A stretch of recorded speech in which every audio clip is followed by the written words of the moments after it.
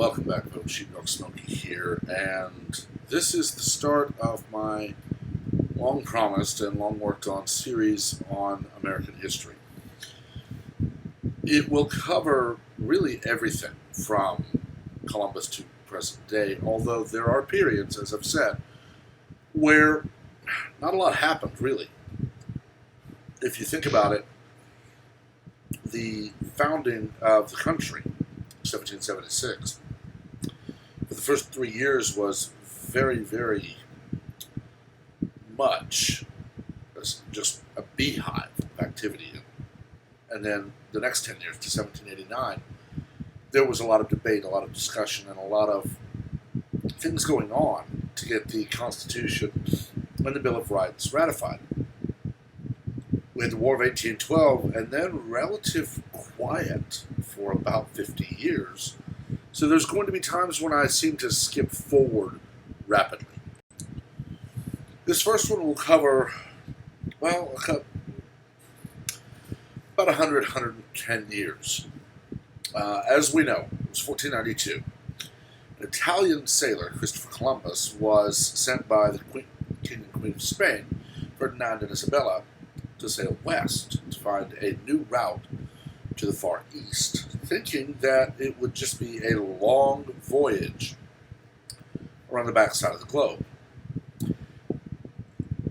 This was, at the time, save maybe the Vikings, which Ferdinand and Isabella likely didn't know about, this was the longest voyage that anyone in Europe had recorded, because they didn't know how long it was going to take to basically sail all the way around the backside of the globe to China and Japan and East India. Columbus and his crew sailed, ultimately landing in the Bahamas. Very much a reason that parts of the Caribbean are called the West Indies.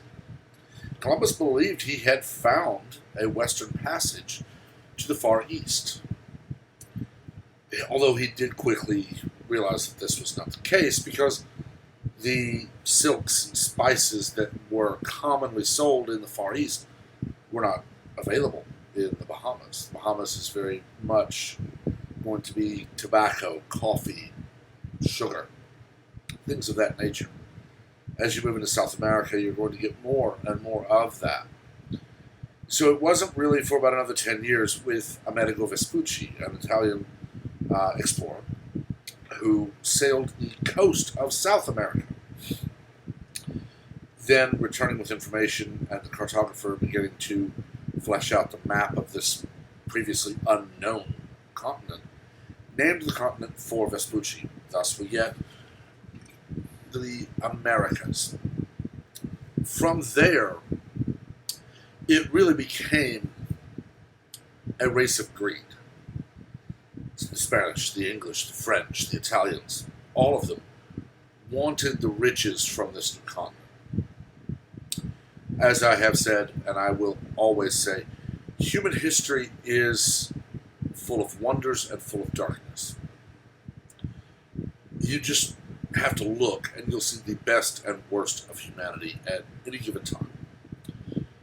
Europeans immediately started sending their explorers to the Americas to search for riches, spices, and other things.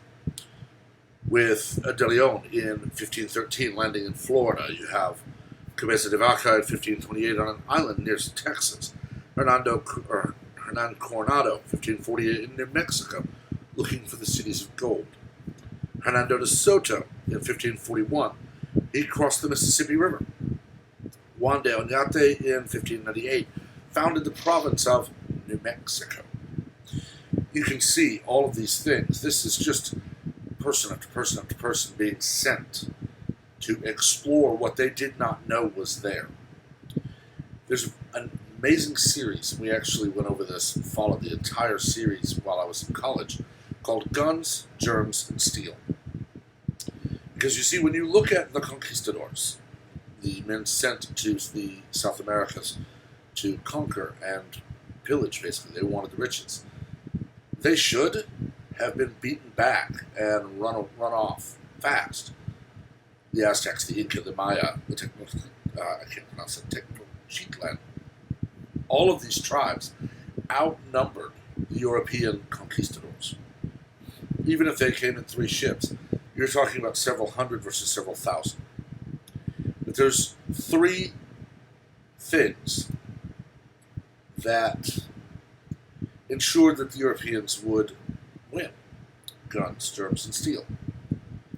You see, the natives in South America were still fighting with spears and bladed weapons, blunt objects.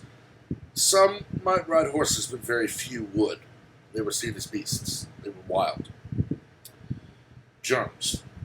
Very much the South Americans lived maybe 100 to 200 years behind the Europeans. They still had these vast areas on which to settle. So your livestock would be hundreds of yards away from your home.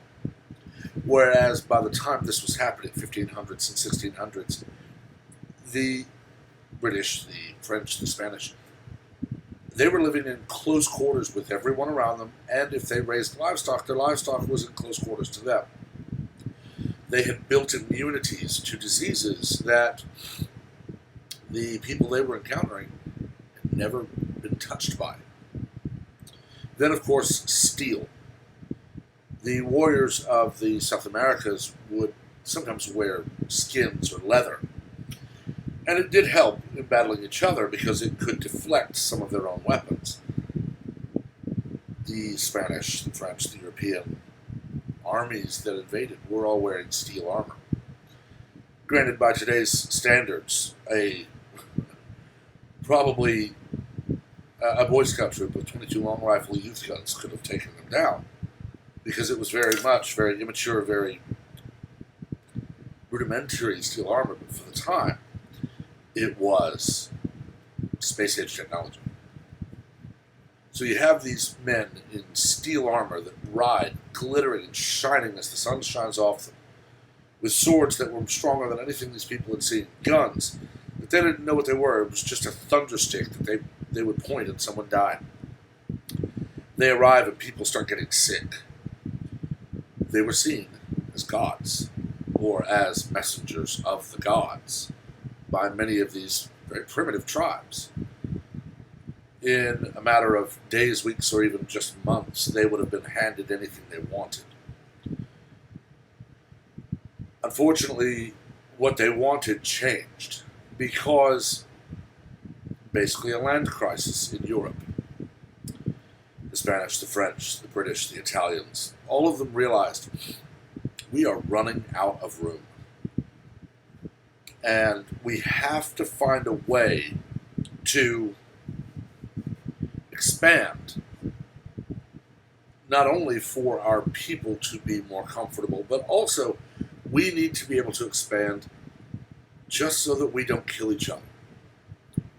And it was roughly then, the 1500s, when these conquistadors, these conquerors, these explorers are bringing back gold, tobacco, sugar, all of these other things, telling these stories of very rudimentary societies where these things have been found.